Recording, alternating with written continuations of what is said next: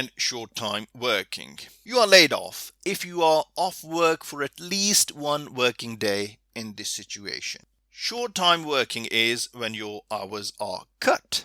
Employers are only entitled to lay off employees, that is, provide no work or pay, or put them on short-term working, that is, provide less than half a week's worth of that employee's work and pay. So half of part-time hours or pay for a part-time employee if the contract provides that there is no obligation for the employer to provide work and no obligation to pay unless work is done. As a result of COVID-19, employers might need to close down their businesses for a short period of time. In such situations, they may ask staff to reduce their contracted hours. If your employer asks you this, the first thing to ask your employer to consider is whether you could be furloughed in this situation, under which the government would pay you some of your normal pay if you are not working.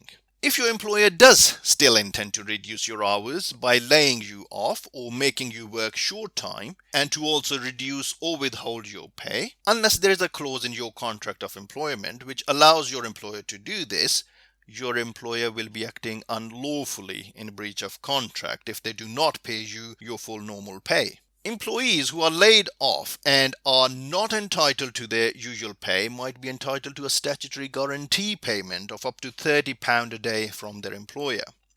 This is limited to a maximum of 5 days in any period of 3 months.